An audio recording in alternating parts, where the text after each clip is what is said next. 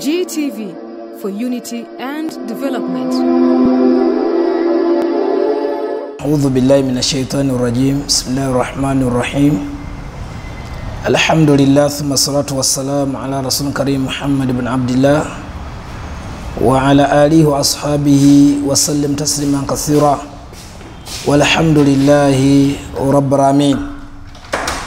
Atenderezebwa w'ekitiibwa Allah nyine buyinza oyo akyakuumya entunnunsi mu nnyama zaffe nanyini kuwa bulamu ate era nga yabujjawo ow'ekitiibwa Allah ku lw'okukkiriza kwe ensi n'etebenkera nga teriimu kayuuga konna kyewuunyisa n'amanyi ge ag'ettendo n'ebitiibwa bye ddala okwongera okukakasa omukkiriza yenna ti Allah yagwanidde okubeera mu basinzibwa mu butuufu bw'okusinzibwa awatali kumugattako muyambi yenna. Tuzzeeyo mu firudi yaffe ey'olugendo lw'okufa, arrihlatu ila Allahi tabaraka wa ta'ala. Tuzzeeyo mu lugendo lwaffe olutuzza eri Allahu subhanahu wa ta'ala nga bwe twagamba nti mbulamu bw'omukkiriza yenna alina eŋŋendo ssatu. Mu bulamu bw'omukkiriza bwonna ebbanga ly'omala nga oli mukkiriza wa Allahu subhanahu wa ta'ala, lowooza nnyo ku ŋŋendo ssatu. Nsaba Allah ow'ekitiibwa nyine buyinza azituteeremu omukisa. Allahumma amin. Rihilati ezo tulinamu arrihilatul ghina, olugendo lw'obugagga. Obukkiriza bwetaagamu nga waleti eri happy. Every Muslim's wallet should be happy. Si tteeka ffenna abakkiriza okubeera abagagga, naye tukkirize abagagga tuliikirize ku bannaffe abatannafuna. Kyekyateekezaawo zaka naddala zakatul maali, kubanga okukkiriza Allah n'okutambuza eddiini ye kyagalamu awantu wano. Nabwe kityo tulina okubeera nga tulowooza ku lugendo olwo. Abavubuka tukole nnyo, abavubuka abakyalina amaanyi okukola si kwa bavubuka bokka, kubanga n'abasajja abakulu bakyali mu firidi y'okukola, naye amaanyi gagenda gabaggwa. Naye ffe abakyalina amaanyi myaka 20 edda omuvubuka yatandikanga okukola ku myaka 8 nayingira firidi y'okukola. Omuvubuka omwana ow'obulenzi ng'atambula n'ekitaawe okumala emyaka nga 3 ku 5, kitaawe n'amuyigiriza butya bwe bakola ssente. Agenda okuweza emyaka 17 18 ng'omuvubuka oyo alina kye yeekoledde. Olwaleero emisomo gyatwala ebiseera ebyo eby'entandikwa y'okukola kw'omwana ow'obulenzi okusoma. Ate nga toyinza kigaana ensi bwetyo, revolutions zijja zisikizaawo states ez'enjawulo. Olwaleero kkiriza obagaana guno omulembe gwa kusoma. Edda omuntu ogaggawala kyali tekyetagisa kuba nti osomye, era bangi nnyo abatasoma nga be batusooka mu ssente. Naye kakati olwaleero omulembe gwa digito gwagalamu obwongo obuwagale. Tuweerera abaana, nammwe abaana abaweererwa mukkirize musome, temwonoona ssente z'abakadde bammwe. Mbeegayiridde abaana mukkirize musome, abaana ab'obuwala n'abaana ab'obulenzi. Temwonoona biseera, ojja kukifiiringa gye bujja mu maaso eyo. Ebbanga libulayo ttono nnyo odde mu bigere bya kitaawo. Omwana ow'obuwala ebiseera bibulayo kitono nnyo odde mu bigere bya maama. Naffe bwe twali twabuulirirwanga nga tukyali baana bato, kitaffe yatugambanga nti temufaayo gye tuli gye mujja. Amazima gali nti twatuuka dda, n'okuyitawo twagala kuyitawo. Kye baatugambanga emyaka kati 2 gisoba mu abiri giringa myaka 3 giringa myaka 3 nga tulina emyaka 6 awo myaka 7 8 awo kitaffe yatugambanga akagambo kano. Eno message gye edde eri baganda bange ab'obuvubuka abaana ab'obuwala n'ab'obulenzi. Mukadde wange akagambo ako yakogeranga nnyo M2 buli wagiranga naga tofaayo wetuva wodda tofaayo wetuva wodda naye mwe tetwali baagaliza mubonebone nga ffe wetubonyebonye. Tata yakyogeranga nnyo tetubaagaliza ffe tusitwagolinze nnyo okubeerawo naye mwe tetwagala musitwagolinge. Naawe mpuliriza olwaleero message nsaba ekutuukeko era ogiwa amatu. Teekamu okwekennenya n'okufumiitiriza. Omwana ow'obuwala maama waava wodda, omwana ow'obulenzi taata waava wodda, naye kirowoozeeko nga naffe twakirowoozaako ffe twatuuka dda mu bigere by'abakitaffe. Olwaleero bakoowu kitange alina emyaka 78 ffe tugenda kuweza buweza myaka 4 ne twatuuka dda. Abakyala tubawasizza n'abaana tubazadde byennyini bakitaffe baalimu. Olwaleero otuuke waka tewakyali empeke ya mwana okujjako ate abazzukulu nga beegayira bwegayirizi muleeta abaana bammwe babeereko naffe. Naye ng'ewaka twabeerangawo nga 40 nga baana bwana. N'olw'ensonga eyo abaana b'obuvubuka tukole nnyo tuseemu amaanyi, n'abaana ab'obuwala twefeeko tusobole okuwangula biiznillah obulamu obujja mu maaso. Tebugenda kuba bwangu. Buli olukya omulembe gukyuka, buli olukya. Nabbi yagamba hadithi eva ku Ibn Abbas radiyallahu anhu n'agamba nti la ya'ti zamani, Allahu akbar, teriyo mulembe gugenda kujja illa alladhi ba'dahu sharru minhu, okujjako ng'oguddako guba mubi nnyo okusinga oguvuddewo. Bw'olaba ffe tufaanana bwe tuti abanga abazadde abampuliriza tutandika okulowooza ku baana baffe ne bazzukulu baffe banaafaanana batya. Tubateekereteekere engendo zino zibeere ez'omuwendo mu bulamu bwabwe. Olugendo olusooka lwe lugendo lw'obugagga. Tuteeketeeke abaana baffe mu ngendo ezo. Sigambye bakolerera balabaga nti nkolerera abaana bange, abaana tebabakolerera. Generation yaabwe endala nnyo n'ebikolwa byabwe birala nnyo. Babateeka mu tesitesi ekyo kinaabayamba mu generation zaabwe ezijja mu maaso w'olibeerera ng'okaddiye obulusi n'obutabaawo tuyinza obutabeerawo.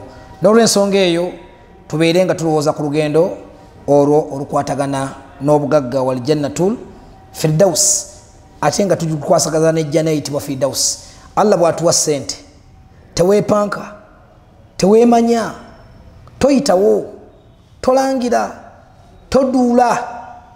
Emaali Allah gyakuwadde gikwasaganye n'ejjana naddala eyitibwa firdaus. Kisobokera ddala okuba omugagga ku dduniya ate n'obeera nga ne ku akhira oli kigalo. Allah yayogera ku Ibrahim mu lugendo luno, nkuwa olugendo olwokubiri. Tugambye nti engendo 3 zefuula ez'omuwendo mu bulamu bwo. Allah agamba nti inna Ibrahima kana umma, suratu Nahl aya 12. A'udhu billahi minash shaitani rrajim. Allah agamba nti inna Ibrahima kana umma. Mbabuulira omusajja Ibrahim yali musajja nga mukulembeze mulungi. Obunywevu bwe yalina gye tuli nga waayimirira osobola kuŋŋaanya umma nnamba ey'obusiraamu. Kaanita nga mugonvu abanga abaana b'obuvubuka tubeere nga tugonda mu mbeera y'okubeera nga tukutta olugendo olutusinkanya Allah. Muddu yenna asinkana Allah subhanahu wa ta'ala mu mbeera ekivubuka ng'ategeera Allah yamutirawo awaadi ekirabo. Tufanye ennaku zino tufiira ku reeti ya waggulu nnyo abavubuka, myaka 3 myaka 2 mu myaka 3 awo abavubuka tufiira ku reeti ya waggulu nnyo. Naye okubeera ng'osinkana Allah subhanahu wa ta'ala mu buvubuka bwo ng'otegeera Allah. Ibrahimu kino kimwogerwako yali akyali myaka gya kivubuka. Kaanita nga musajja mugonvu lileeri Allah we hanifa nga yatukula mina shiriki walamu yakun mina mushirikin, tabeeranga kubagattako Allah n'ekintu ekirala. natereza aqida basiramu tuve mbusamize abakyala muve mukuloga abaana bammwe abaana babaana bammwe abaana babannammwe muve mukuloga abasajja muve okuloga baneighbors muleke okulogangana mirimu mwekwate Allah ye mugagga ku lugendo lwe twogerako yenna nyine mawanika tuli lwogerako especially nga tuze kwogera ku lugendo lw'obugagga naye agamba nti Shakira yali musajja mugabi basiramu mugabe omuntu mukaseera k'okufa talina kyagenda kwegomba kukomawo ku nsi kukola mulimu gwonna wa illa asadaqa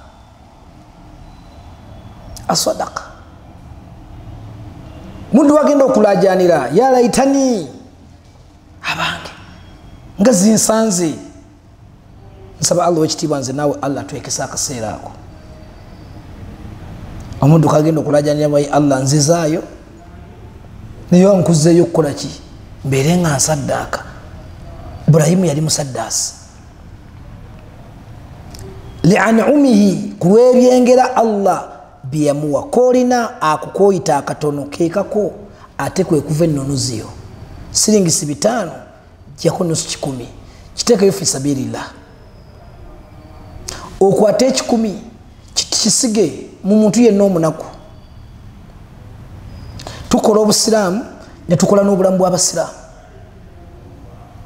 ebisatu ebisigaddewo byeyanjululize eri ggwe n'abantu bo abakuli ku mugongo eyali bajeti y'owekitiibwa omubaka Muhammadun sallam eri basahaba mu inkamu yaabwe tulisoma insha Allah omusomo gw'obugagga naye Ibrahimu bw'atyo bwe yafaanana nga musajja mugabi yatandikira ku mazzi emiya woota nga gagabula abantu tekyali kinene by then Allah agamba nti ijtabaahu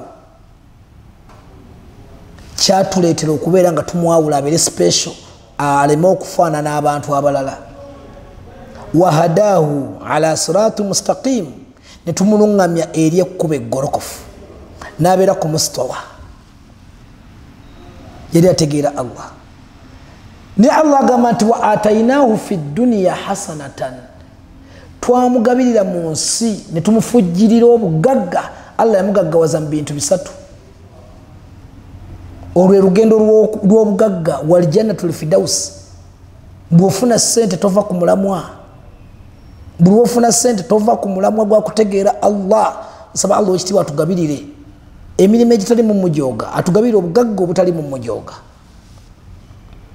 Allahumma amin ya Allah amina amina ya maulan karim Allah yamugaggawaza mu bintu bisatu number 1 yamugaggawaliza mu bulunzi yali musajja mulunzi nga ina faamu erimu abalaalo omutwalo gumu 12 embwe zakuumanga faamu 1,500 wemba seerabidde wallahu alam naye alimuhimu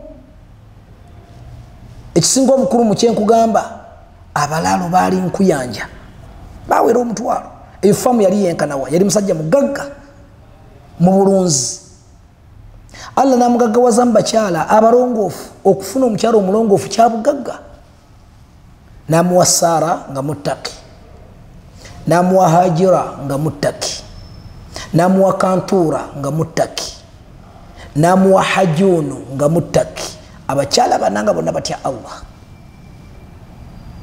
naawe ali yampuliriza abakyala kya bbeeyi Allah buli wakuwa omukyala asukka kwomu aba akuwadde emaali lwaki abakyala impact nene okufura kyotekeddwa okubeera mu bulamu obwo teweebuuza lwaki ofaanana nga bw'ofaanana tunuulira mukyalawo gwe mukubeko eriisaawo waba akuli kumpi bw'omutunula bwoti olaba oba ali mu hariya omutunulire bwoti oba ali mu kalina omutunulire bwoti eyo duniya mutunulire otunulire olusembayo oba ali mu ejjana tuneko bwoti ku mukyalawo ga nti alhamdulillah ejjana yange eri awo eboobedde abasinga obungi abakyala betulina jahannamu akhrawiya jahannam dunyawiya iqabun ebyo dunia kubonaabona nga tewali kikubonyaabonyesa okujjako omukyala gwolina mu maka naye ngaekkuba eryo rihlatul ghina olugendo lw'obugagga nsonga nkulu nnyo mu lugendo olukuza eri Allahu subhanahu wa ta'ala Allahu akbar. Nsaba Allah wekitiibwa tulongoseza abakyala baffe, bakyala ba Ibrahimu bonna bana. Ekyobugagga ekyokusatu yamuwa abaana abawulize. Teriyo kyogenda kubeera ng'otendebwa nakyo mu myaka gy'ekikadde kyo, mu myaka gy'ekikadde ng'okaddiye oli myaka 7, ensi kyegenda okutenderezaako okujjako kuzaala. Lwaki ezzadde teritundwa, ezzadde terisikizibwawo? Naye bino ebizimbe kalina akeedi ebyo bisikizibwawo bitundibwa ne bivaawo fanao.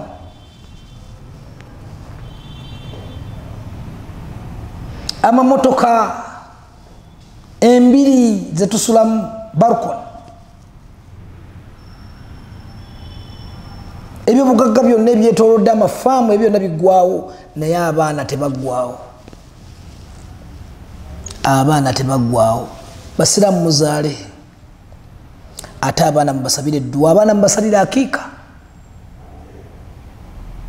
Nsaba Allah wekitiibwa naffe abatanafuna busobozi tusalira abaana baffe akiika. Ate ndowooza si butafuna busobozi, naye tetwakirowoozaako, tetukiwa budde, tetukiwa valiyu, naye nga akiika ogisobola. Tusseemu amaanyi, nze naawe abaana baffe tubasalira akiika. Ebbanga ly'omala ng'okyali mulamu ne babeera bakoze okufaanana batya, nabbi yatugamba nti basalire ku nnaku 7, bw'oba olemereddwa basalire ku nnaku 14, bw'oba olemereddwa basalire ku Lwabiri, bw'olemererwa omusanvu ogwo emirundi 3 basalire wonna. Allah wali kusitulira eddaala. Tofaayo nti bakuze okyali mulamu, kirowoozeeko, naye nga kyetugenderera kwebaza Allah olw'ezzadde lyatuwadde eryo. Ekyokubiri okubasabira Allah abalungamye, abateeke mu baana abalongoofu. Teriyo kinyuma nga famire erina abaana abawulize eri eggwanga, abaana abawulize eri Katonda. Omwana nga alimu Katonda, ate ng'omwana alimu empisa z'eggwanga lye, alina spiritual morals, alina social morals. Empisa zo za mirundi ebiri, tuzifube nnyo okubeera nga tuziteeka mu zadde lyaffe. Spiritual morals, empisa z'okutegeera Katonda, ne gyagaziira mu bannabbi be, mu adabu, mu mpisa z'obusiraamu generally.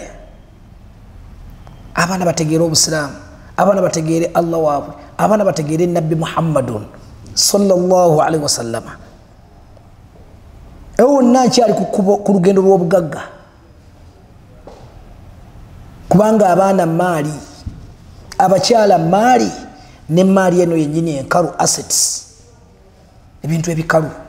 Olina ekisulo, olina ekidduka, olina omulimu omulungi, ebyo byonna maali.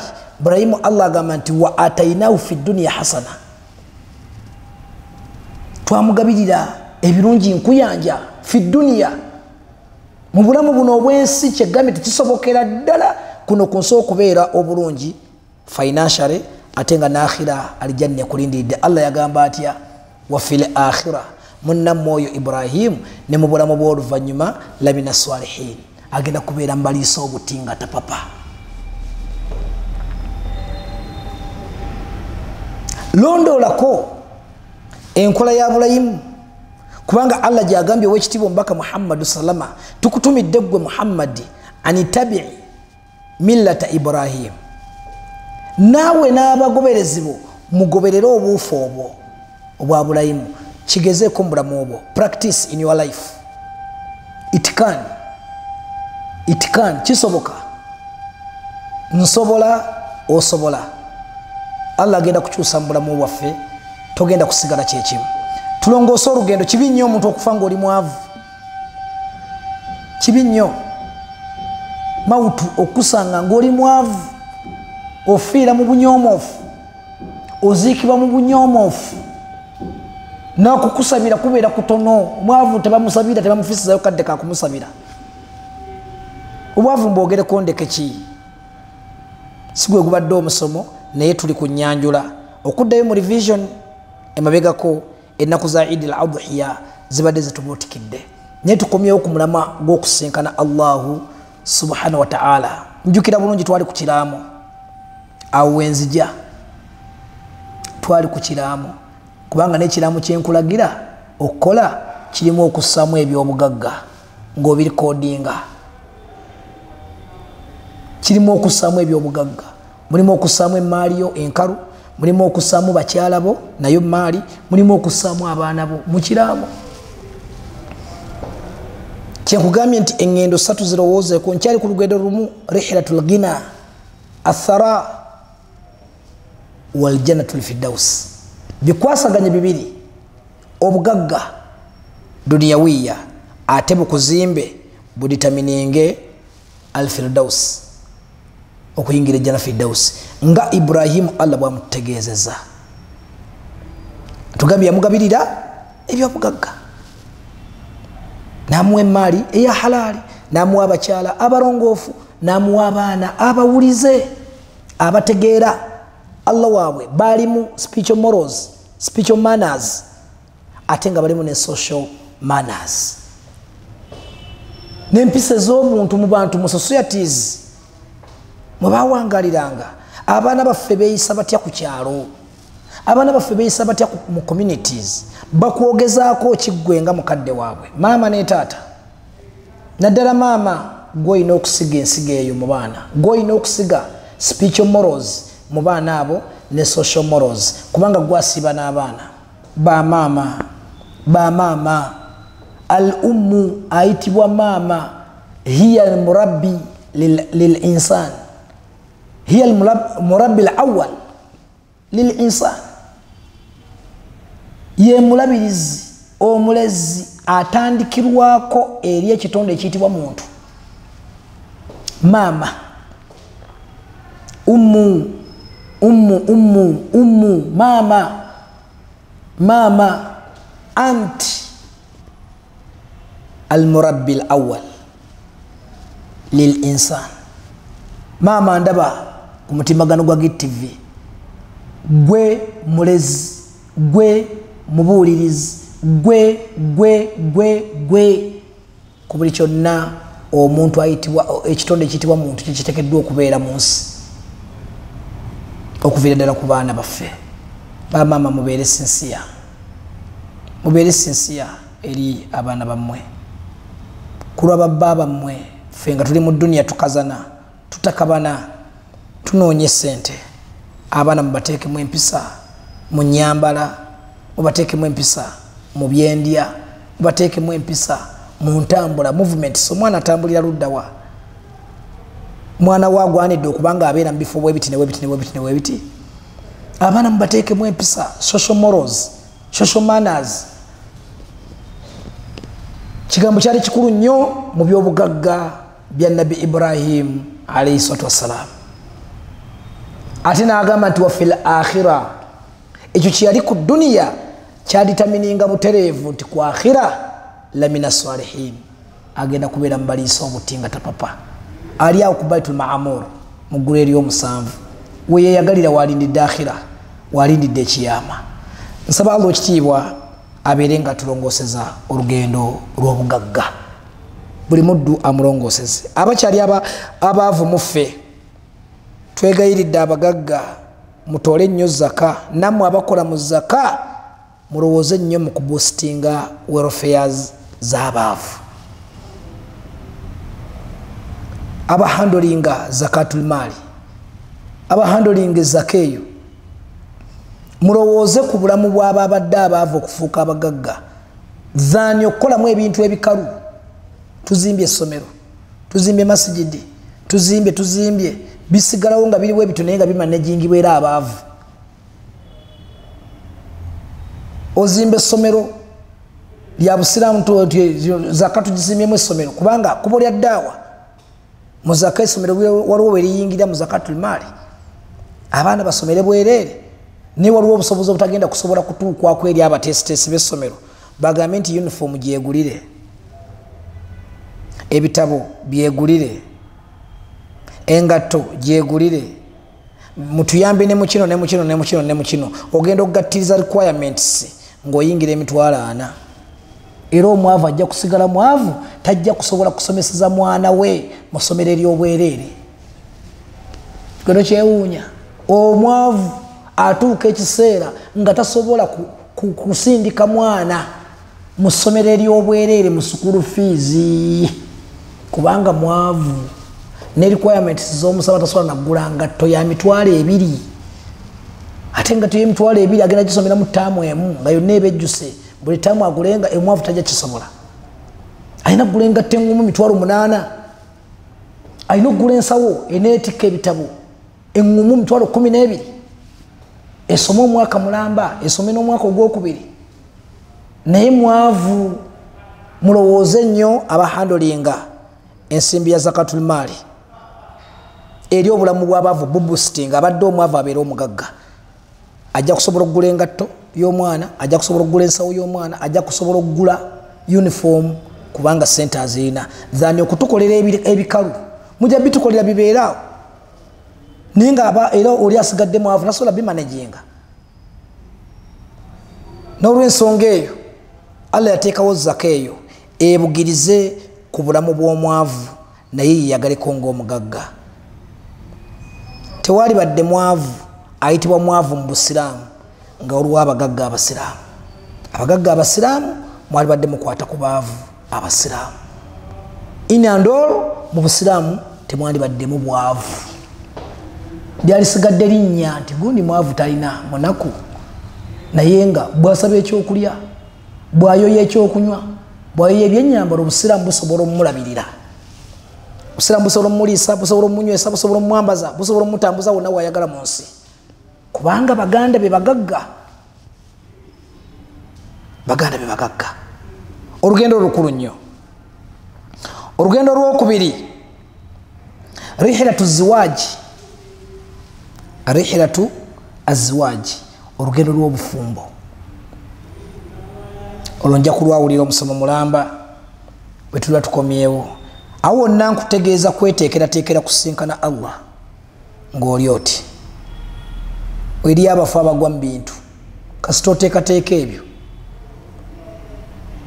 kasita oteekateeka ebyo financially ng'oli well off. Obufumbo masha Allah bulimu abakyala n'abaana abalungi, abakyala abalungi n'abaana abalungi. Then ekiddako olugendo olwokusatu, arihilatu liqaillah, rihilatu ila Allah tabaraka wa ta'ala, yani alimautu. Olututuuka ku lugendo olusembayo olukomekereza obulamu bwaffe, kubanga zino engendo bbiri, hayatu dunia, bulamu bwansi, obugagga n'obufumbo, ebyo tubizannyira wano ku ground ono earth. Olugendo lw'obugagga n'olugendo lw'obufumbo tubizannyira wano ku ground ono earth, ku nsi kuno. Ng'engendo ezo bbiri zitutereereza luno olugendo olusembayo olw'okutusisinkanya Allah waffe nga ddala mukwano gwaffe. Emmali twagikozesa, twagifuna mu halaali ne tugikozesa mu halaali. Twawasaamu abakyala abalongoofu, twateekerateekerako abaana abategeera Allah ku mmaali zaffe. Allah bye yayawulira ku ssente, abaana bateeketeeke mu ddiini mu kutegeera Allah n'omubaka we, n'obusiraamu generali mu mpisa zaabwo. Ate muyambe ku baavu, kubanga bebasinga obungi ate bebasinga okuzaala. Abaavu banatusinga okuzaala abaana abangi, ensi etuuka nebuutikirwa abaana aboononefu ne babuutikira abaana abalongoofu. Ate abalongoofu abo bagenda okwana nga gy'emikwano gyabwe aboononefu. Nabwe kiti abagagga mummwe nkwaseeko ku families ennafu mu byenfuna, ogambe nti seekampaayo abaana babiri mbaweerere. Bismillah. Gamba neibawo ku kitundu kwosula omulaba munafu, abaana bali waka bali mu busomero obunafu, obusomero obwekyavu. Oyina ssente, omwana we asomera $2 million, ne $2 million ziweerera abaana bana. mu masomero agali hambo ago wakati kati ate nga gasomesa galina standard mitwalo 5 z'omwana wange gyasomera primary tebaweza mitwalo 5 bali mitwalo 3 P7 level abali wansi bali mitwalo 2 plus abana 8 oyina okuba ne business ey'amaanyi oyina okuba ne income ey'amaanyi kyensabidde abagagga mumwe muyambeeko family z'abaavu mukuteekateeka abaana okutegeera spiritual morals ne social morals tujja kufuna amatirio amarungi gye bujja myaka nga 3 bebagenda okubeera abasajja bapulaningira ensi eno bebagenda okubeera abakyala abapulaningira abaami baabwe abaami bakulaakulanye ensi eno olugendo luno olw'okusinkana allahu subhanahu wa ta'ala lugendo lwokusatu twogedde engendo 3 olugendo lw'obugagga number 1 olugendo lw'okubiri olugendo lwa bufumbo olugendo lwokusatu lwe lugendo lwennyini olw'okusimbula okuva ku nsi kuno tugende tusinkane omwagalwa waffe nabagamba nti wejjeemu ekigambo kufa tugenda kufa kituufu bwe kiri tekisobola kukyuka naye okufa kitegeeza kusinkana Allah kijje ku leve eyo mu bulamu bwo obeere ng'okirabira mu perspecti oy'okusinkana ow'ekitiibwa Allah subhanahu wa ta'ala nga mukwano gwo weteekereteekera okusinkana Allah nga mukwano gwo nga ddala omukwano gwewo gwennyini ogutegeeza omukwano ogutaliimu bukuusa ogutaliimu kulimba ogutaliimu mbeera yonna naye nga tukwasaganyiza wamu nabbi yagamba nti la tusahibu illa mu'mina tofuula muntu yenna kubeera mukwano gwo walulango okujjako nga mukkiriza lwaki kubanga eddiini yo enywera nnyo ku lwaya munno nga ne mukwano gwo asooka omukyala ampuliriza yeebalo naawe omwami ampuliriza mukwano gwo eyali badde asooka mu bantu mu bitonde ebiyitibwa bantu ye mukyalawo bwe mwebikka essuuka emu ababiri neddala tuli ba mukwano abafumba ababiri tubeere ab'omukwano eri abaana baffe n'abaana babeere mikwano gyaffe ffenna awamu tubeere mikwano gya Allah nabagamba nti almukawinatu lkhamsa allati taj'alu almauta sahlan oluvannyuma lw'okutunuulira engendo ezo 3 tulaba ebintu 5 Allah kwasobola okubeera nga atwanguyiza okufa kutubeerere nga kwangu atwanguyiza okumusisinkana nti bw'obeeremezaayo mu kufa era kisigala kiwulikika mu buzito mu ntiisa ey'amaanyi naye kibi nnyo omuntu okusisinkanwawo okufa ng'okyakubagana entegetege okufa kugenda okujja nga alhamdulillah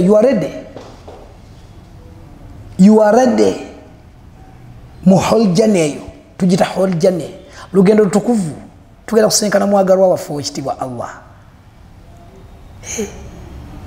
number 1 twagamba talabu lilm walamalu ala lilm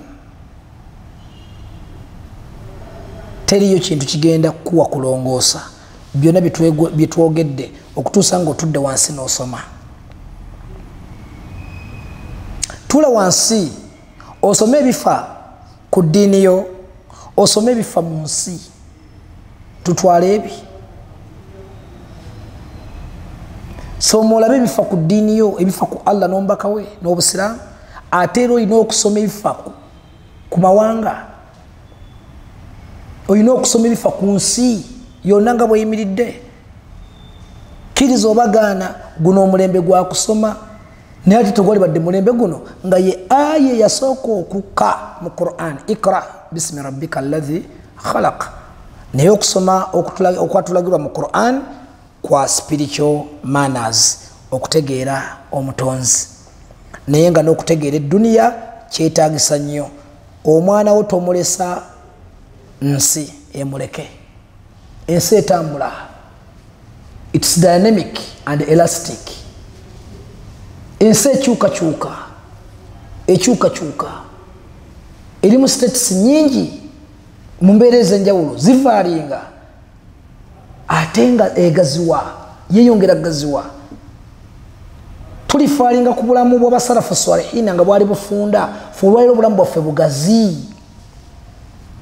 bugazi ekyokuyiga ky'obusiraamu tetusobola kukoma ku bulamu buli obwali obufunda ng'abalala bwe mutukomya nga tusoma ku basalafu salihin abalongoofu abaakulembera obulamu bwabwe bwali bufunda mu bintu bingi naye ate bagezaako okugaziwa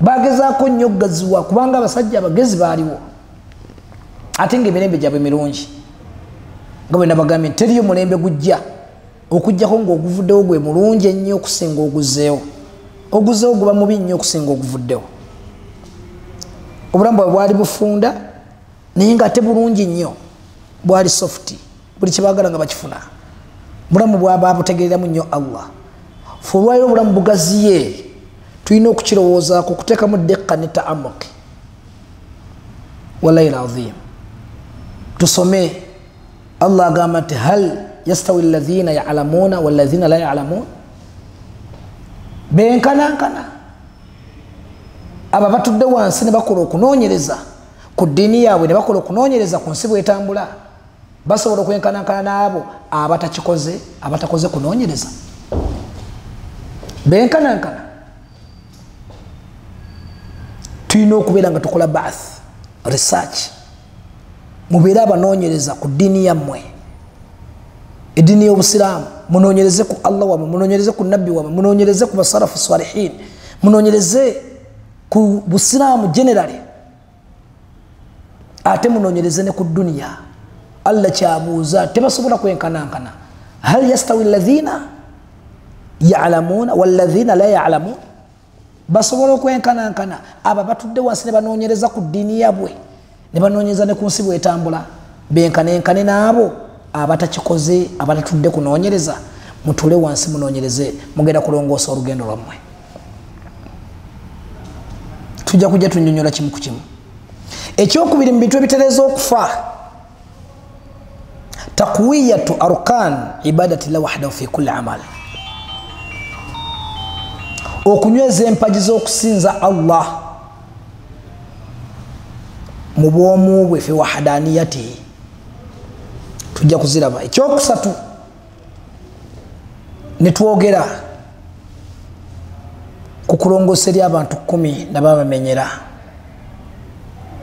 tulongoosa eri abantu 10 abatwetolodde mu bulamu bwaffe Allah agenda batubuuzaako tokoowa bayirewo omubiri be bagenda okukwata engoye ku lunaku lw'enkomerero nga bagamba tojja kugiyingira sebo twawangalanga naawe mwe muli mukyalawo gwe omukyala mwe muli omwami wo mwe muli omwana wo mwe muli mukadde wo mama ne taata mwe muli owooluganda yenna mwe muli omukozi gwakozesanga mwe muli mukama wo ow'omukaaga mwe muli mulekwa gwewayoranga mwe muli muliraanwa neiba agenda kwesibaku mwe muli ow'omukwano gwewayitanga mukwano gw'onfanfe nga muyita mu kkubo limu n'omugenyi yenna akukyalira mu makaago be bantu 10 ensonga ey'okuna mu bitereeza olugendo lw'okufa okukwana emikwano emituufu mu busiraamu tutereeza emikwano gyaffe lwaki gye gigenda tuteekateeka mu kaseera nga balangiridde nti inna lillahi wa inna ilaihi rajiun tukakasa nti mazima tulinako obuvunaanyizibwa ye Allah era wa inna ilaihi mazima ffe Allah gyali rajiun tugenda kumusinkana gye tugenda okuddizibwa naye bwekaggwamu nga baleesa kigambo ekyo ne bagamba nti fulani Allah amujjuludde mikwano gyo mulina okubamu abamanyi okukunaaza abamanyi okukuzinga abagenda okulwanirira emaali yo egabwe mu shariya tugenda kubiraba insha Allah tuyinza obutabiraba lwaleero naye gwe musomo gwaffe olugendo lw'okufa tujja birabira mu kiraama awo mu maaso mikwano gyo giritamininga kinene nnyo mu lugendo lw'okufa mwe muva abakusaalira abagenda okusitula abagenda okuwerekera ku kabuliyo abagenda okukka mu kabuli egyo emikolo tokkiriza kukolebwako abantu babayithawe ababadde abayise obuyise abange mutuyambeko tuyambe kubani abanaka mu kabuli basiramu no muganda waffe oba omumanyi oba tomumanyi naye omusiramu yenna aba muganda wa musiramu munne al muslim akhul muslim la yadhlimu tamunakuwaza wala yuslimu tamuvaamu kituufu abasiramu bagenda kukulumirirwa ng'omusiramu naye kali ak'omukwano tekasobola kuvaayo nga teyawangalanga naawe tekasobola bino byenkugamba okusima kabuli kubanga emikolo giri 10 emitendera giri 10 omufumu ayita okumuziika namba 1 okusima kabuli yetaaga kusimibwa mikwano gyo ogabanya emaali yo ng'ovuddewo abanagirwanirira etambule mu layini entuufu ng'obusiramu bugamba ogigaba balina kubanga bagikuttemu mikwano gyo okunaaza balina okubanga mikwano gyo kyakusatu ekyokuna okuzinga gina kuba mikwano gyo ekyokutaano okusaalira balina kuba mikwano gyo bakusaalire nga eswala eva ku ntobo y'emitima gyabwe bagali tusaalira mukwano gwaffe okusitula okujja we bakusaalidde gina kuba mikwano gyo mukwano gwa kusitula amanye nti nsitudde murushidi mukwano gwange okuwerekera balina kuba mikwano gyo kya musanvu okuwerekera ku kabuliyo okukamukabuli okussaayo kya 8 balina kuba mikwano gyo balina kuba mikwano gyo okuzaako ettaka nga bakuba ekitiiyo bati basenna ekitiiyo akikutta ekitiiyo ekyo alina okuba nga mukwano gwo oyo akussaako ettaka mu kinyaawo ogwo omutendera gwa 9 omutendera ogw'10 addua lahu ba'da dafnihi gina kuba mikwano gye gigenda okujjukira nga bamaze okubulizaako ettaka bagambe nti abange temugenda tumaze okuziika munnaffe musigaleewo tulina okukola ebintu bibiri mu kaseera kano namba 1 istighfar okola istighfar gyali nga twegayirira Allah asonyiwe munnaffe nabbi kyakubiriza baswahaba nabagamba temugenda nga mumaze okuziika temala kagenda tuzako okumusabira oluvannyuma lw'okuzikwa kwe istaghfiru li akhikum musabire munnammwe eri Allah amusonyiwe ate wasalu lahu atathbita tukole ekyokubiri okuteekawo embeera yonna emuwa obugumu awe yeebase fa innahu laana yusalu kubanga akaseera ako tiyebase bwe basinga bwe tukyogera ti yebase aba ategeera abeera soba ng'ayingidde mu section y'ebibuuzo abagenda okugumiikiriza kabuli nga imaamu wajjenezayo agambye nti abange temugenda tusabire munnaffe ewa Allah amusonyiwe ate era tusaba Allah ekitiibwa amunyweze waali mu bibuuzo asobole obyanukula aba naawuliriza ekigambo ekyo mikwano tagenda kuvaawo naye atali mukwano gwo alowooza ku bijanjaalo nalise ebijanjaalo byange ekaseese nina okubijjayo atali mukwano gwo lwalowooza ku mwanyi zeerukunyu atali mukwano gwo anona ensonzi kagera atali mukwano gwo ngenda kukola kino nina puroguramu atali mukwano gwo olumala okuziika bateekawo puroguramu zaabwe zedduniya okujja nti gwe bali tolina byovuga kutwala mu maaso naye Allah bikolesezza bo tabibalese mukwano gwo yagenda okuwulira mukwano gwo ne baana baba mulese kubanga bamu batulekolwa olwokuba twagidde mu baasa emu Quraysh agiteekemu omuliro ab'ekampala banaye tugende Quraysh mumanyi tavuga mataala avuga misana tavuga kiro naye nga tewali imaamu alangiridde tusabire ku munnaffe abala ne mubivumirira muvubane muje tugende ebyo imaamu byakola bisigade kati bidaati oyo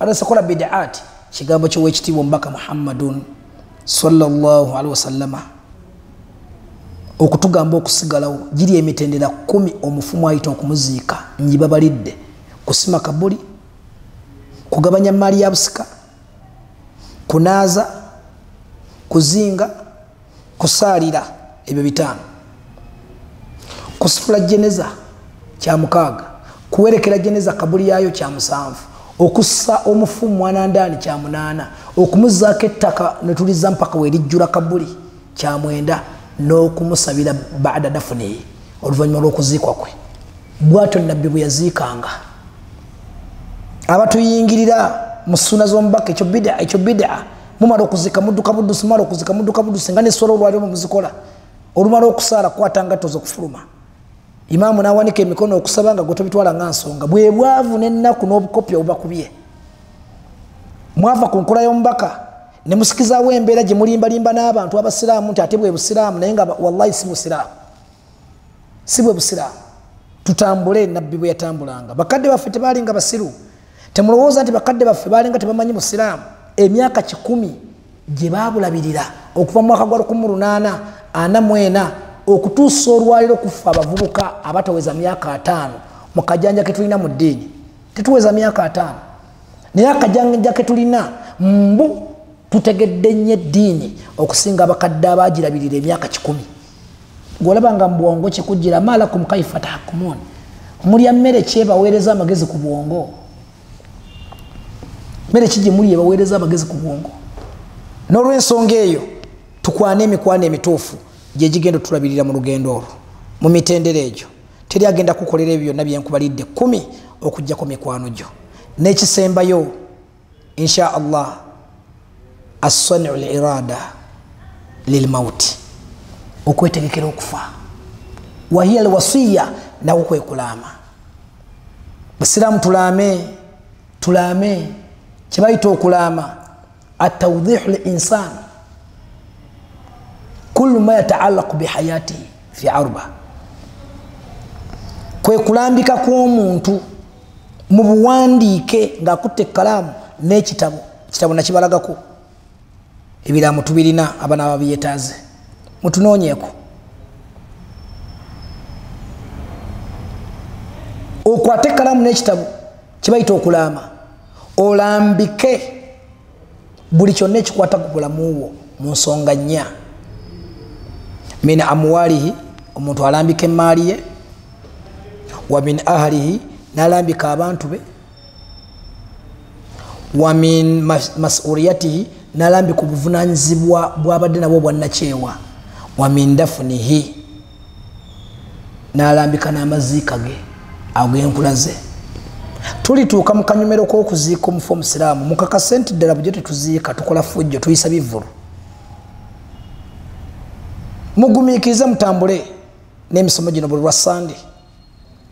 lwa sande saawa 7 n'ekiro bamanyi giteekayo saawa 3 allah bwabakkiriza n'asobozesa bakadde bakama baffe tutambule nammwe n'olugendo luno mu ngendo zino 3 bwe tunatuuka mu kanyomero k'okuziika lwojja okutegeera nti bulijjo okuziika tuyisa bivvulu n'effujjo lyetukoze mu kuziika tuddeyo okuziikira ku sunna tujjeyo nasu za hadithi zonna qur'ani tulabe omusiraamu aziika atya musiraamu munne naye nga emikwano tokyerabira tunulira mikwano gyo mulimu abasaaza eb'esswala etuuka singa ofiira wano basobola okukusaalira mikwano gyo basobola okusima kabuliyo mikwano gyo basobola okulwanirira emaali yo tejja kwonooneka ono abadde mukwano gwaffe emaali eno erina okutambula nga obusiraamu bwe bwagamba bagenda gitaagula okutandikira ku b'eŋŋanda zo bibali badde mikwano gyaffe egisooka b'eŋŋanda zaffe naye mutukoze bubi ab'eŋŋanda mwe musinga okwonoona emaali z'abafu naye muzirye mujja kuzeeriira allah yagamba nti mulya muliro innama la yaakuluna illa allahu akbar yaakuluna nara fi butunihim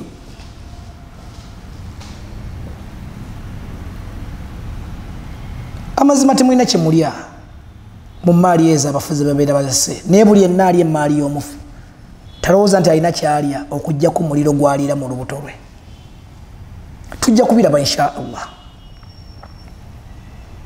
tujja kubiraba naye ekigambo kulama nabagamba nti ke kawuzi akasibe oluwombo lulo lw'ebintu ebina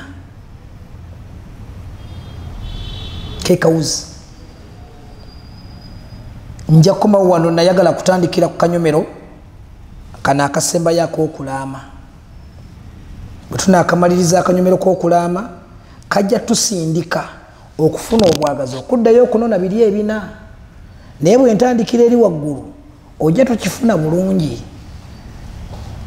tokifuna bulungi bwetugamba tukusomesa okunoonya kumanya talabul ilm olabanga ekya bulijjo ntuula mu ddalasa era bulijjo basomesa notakitwala nga nsonga taqwiyatu arkanu ibadatillah fi wahdaniyati empaji z'okusinza bulijjo nsaala nsiiba tokitwala nga nsonga naye okulaama kuno kugenda kuditamininga kinene nnyo okuddayo okutuula mu kiraasi osome eddiini ate ogiteeke mu nkola practically. Okulaama kuno kugenda kuzzaayo okutandika okunoonyereza ku ibadati zo engeri gy'ozikolamu. Okulaama kuno kugenda kuzzaayo okutereeza abantu abakwetoolodde abo 10 togenda balagajjalira. Okulaama kuno kugenda kuzzaayo okola assessment mu mikwano. Ani mukwano gwo? N'olw'ensonga eyo maliriza omusomo gwange biidhini rahman. Mbebaza abeekuumira ku GTV esinzira kasozi akakulu mu Uganda ak'obusiraamu, Uganda Muslim Supreme Council. Amanya nsigadde Sheikh Idris Kiyimba ate Dokita masha Allah ntudde Makindye Mubaraka wensiŋŋaanibwa Mubaraka zone ate ndi munnakyontera bwe buzaale bwange. Nsaba Allah w'ekitiibwa nyir'obuyinza atugase nabyo twebulidde nabyo atuwemu ekyokuyiga nga kya muwendo atusonyiwe byonna ebyakulembera mu byonoono byaffe gwe tusaba musonyi ate musaasizi. Nsaba Allah w'ekitiibwa atulangirire mu lubu lw'ab'emikwano gye egy'owaggulu nga buli kye tumutegeeza Allah atuwulira. Nsaba Allah w'ekitiibwa atulongoseza obulamu bwaffe mu byenfuna ne mu bufumbo bwaffe atuttire mu bitiibwa olunaku lwe tulimusinkana. Nsaba Allah w'ekitiibwa atweyimirire ebibuuzo by'omu kabuli. aqulu ma tasma'un wastaghfirullaha li wa lakum wa lisamsamina min kulli dhanbin fastaghfiruhu innahu huwal ghafurur rahim wa huwal barrul karim. subhanaka allahumma bihamdika nashhadu an la ilaha illa anta nastaghfiruka wa atubu ilaik. Assalamu alaikum wa rahmatullahi wa barakatuh. GTV for unity and development.